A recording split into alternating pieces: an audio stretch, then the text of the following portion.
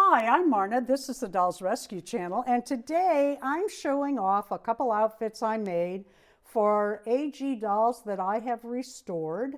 And this is for our Tall Witches challenge put out to YouTube. Anybody with any dolls may join in. The idea is to use a doll over, see that turns over to, over 12 inches. And let's see, the first year I did my 17-inch Barbie. The second year I did my 24-inch BJDs. Last year I did Smart Dolls. And this year I went to the AG site. I was going to do oh, what's her, how do you say her name? Elphaba? What? Elphaba? Or Elphaba? Or something like that? Costume, and I remembered some fabric that I had that would work out perfect for the Glinda. Well, I didn't find it, but I found this, and I think it worked out perfect. So these are my AG, or American Girl dolls, and my interpretation of the outfits that came out this year from Wicked. For my dress, what I needed, all I needed was a bodice and sleeves. So I used this bodice and these sleeves, and the sleeves came out tight, and I don't know why, because I've used this before. For the coat, this would have been perfect. It's really cute, but it has a lot of inside work. And I'm using velvet. I haven't sewn velvet in a long time, and I am on a time clock. So what I'm going to do is I'm going to use this pattern, or I am using this pattern, the jacket, and what I'm going to do is I'm cutting it off about here, leaving room for just 2 buttons. And there's a lot of inside work here, but not like on this one. And then I'll just add a skirt and cut it back, and I'll show you what it looks like in a minute. Okay, I have all my puzzle pieces cut out. I've gone around every single piece with a zigzag stitch for 2 reasons. One, it's a nice finished edge, and with the velvet, it helps keeping it lay flat rather than rolling on you. I redid the sleeves. I wanted more of a, I don't know, traditional witchy, we'll see how this goes because I changed it up a lot. I made the whole sleeve wider for a puffed effect at the sleeve. Now the Wicked AG doll has a piece that comes out over her shoulder. I think I'm going to like this better, and then I took it out to the V so that they hang down in the Renaissance way. So I made a new pattern for that. This is what it's going to look like, and I have my gathering done. I have my hem in, so I'm ready to start that, except, oh, let me make sure I have every single piece there. I now need my hat. This is, you can use these for Blythe dolls and AG dolls. This is a child's birthday hat pattern, and I think I cut it down just a little bit. You can buy these at Walmart or Dollar Tree or anywhere else. Just get a pack of hats if you need the pattern, and it fits the AG doll. This is a doll that hasn't been cleaned up yet. I brought her down out of the vault. I'll be honest, I forgot she was up there. I thought there were just 1, and there's 2 that still need cleaned up, so we'll be doing that. So here is the hat, and what I want to do, well, you know, let me resize that because that felt a little small on her. I want to pull that around, and yeah, I need to... Nope, that's right. It's a birthday hat. We'll add just a little bit there. And what we want to do first, let me get this out of the way so I don't cut it. Lay out my fabric using the as little fabric as I can. Where was that? I just had it laid out and I thought, oh, I should film this. What I want to do is a fold over. See how that edge rolls when it's cut? That zigzag helps on all my pieces. That helps lay that flat so that when I'm putting my puzzle pieces together, it comes out better. So what I'm going to do is I'm going to make this just a little bit wider for a seam. I have this cut down for Blythe. And so what I'm going to do is at this end, I'm going to add a little bit. And the hat needs to be floppy anyway. What I want to do for the witch is I want to cut this taller. And so what I'm going to do is take that wedge and pull it up tighter using the sizing at the bottom. In other words, I'm not cutting it here. I'm going to bring it up taller. I can probably make a mark right on the velvet for what I'm going to do. I'm going to bring it up like this to make it a taller witch's hat, and then I'm going to add, after I get that cut out, I'll sew lace around it in 3 or 4 places, like the Wicked has some texture on hers. Okay, on my lapel, I have to finger press. I've never heard of anybody that does press or iron velvet. I know if you do, you have to have another piece of fabric over it and blah, blah, blah. So I am finger pressing the lapel. That gets sewn in here and that gets turned inside out. Okay, so instead of making the jacket, as the jacket shows in the how the pattern was made and in the picture, remember I cut this off because we're going to add the skirt to the bottom. Well, my facing got changed and I forgot about that until I got to here. So what am I going to do about that? I haven't fully decided, but what I'm going to do is not sew that corner yet. And I'm going to sew all the way around and think about, or to here, and think about it. You'll notice I have about 107 pins here. When you sew satin and velvet, it walks. And what that means is your sewing machine foot makes motion. So this is going like this, and what happens with these fabrics is this will walk like this, depending on the nap of the fabric. It's called walking, and it'll walk like this. So I have many, many pins in here. In fact, I'm going to add another one right here. So my pins for this outfit with the satin and the velvet have really gotten a workout. All right, so what I'm going to do about this corner is pull it up and fold it at the corner and go on around.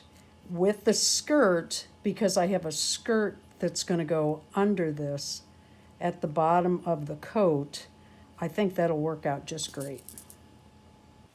My little hat, if you can see the lace, turned out really well.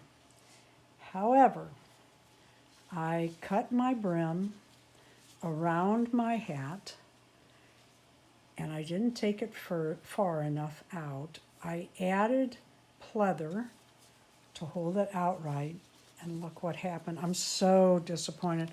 I have so much time in this outfit. It is so labor intense with the satin and the leather. I'm really not happy right now, but see what happened? It doesn't stand out, it folds up. I took a white colored pencil. I have a shot glass of water, and I am drawing around a dinner plate, and it is tricky, tricky, tricky. It might take me a while to do this. As you can see, it's not a smooth mark, but we're getting a mark. And I'll have to do the same thing with the inside of the head and just go all around. Then I'll have to pin this together before I cut it out, because otherwise, as I cut, the movement of the scissors will move, the friction of the velvet will move, and these will be two different sizes. For those of you that are going to suggest those pencils that iron out with sewing that you can mark fabric with, I know about them. I'm going to get one. I just keep forgetting them when I go to the store. Okay, what I'm doing, what I want to show you, is I am pushing this fabric. I can feel a kink in it right here. I am pushing this fabric down as I go to make sure it's flat. And I'm pinning this down, as I said, because this velvet is going to walk. And not only am I pinning it one direction, I'm pinning it two, because when I cut this center out, that'll walk too. And you sure don't want the center messed up with your edge, because that's going to throw everything off, plus the fit of the head. Yeah, I feel a kink under there as I go. Just pinning it is going to take some time, and then I'm going to take this over to the machine. Well, first I have to cut no, I'm going to sew it first. I'm going to sew a seam around the outside and zigzag around the inside, and then I'm going to lay this down on pleather and sew that to the piece after I cut it out this size. Sew that to the piece so that when I turn it inside out, it has some rigidity. One thing I wanted to tell you, when you're putting something to make it thicker between your fabrics, always remember that your two fabrics need to be face to face so that when you turn it inside out, they are back to back. This is no easy task. I am pinning the top of my hat to the hat brim, and I may have cut it a little larger, so I'm stretching this as I go. Push comes to shove, I can cut this and make it fit. But pinning this down with two layers underneath, keeping that straight, pulling this around, black on black on black on black, stretching, and it's getting to an area where it's really going to be hard to lay that flat. I'm going to have to figure out how to turn this upward and keep going. And when I do, it changes my pins a bit. So on I go with 110 pins and hope that this doesn't walk. I put a zigzag stitch around the two edges of my velvet with the pleather in between. Very, very helpful. The price on that doll from AG just gets better and better as I sew. This was the first outfit I made for Elphaba. And I ordered a doll, as I had said, and she did not come. On this dress, I used Velcro. I had a heck of a time with the satin switching on me. You know, as you sew, it moves, and it also kind of frays. So I went around everything first with the zigzag and made the dress. I had not seen the dress inside of the little coat before I made this one, but I'm okay with it. I like this one better than the AG coat. It just is more, I don't know, it might not be wicked, but it is certainly Wicked Witch. And then I added the little cameo at the collar.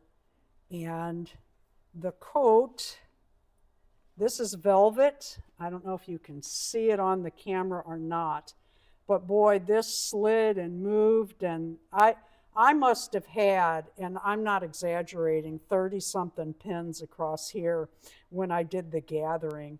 I finished all my seams in a zigzag, and this is what, four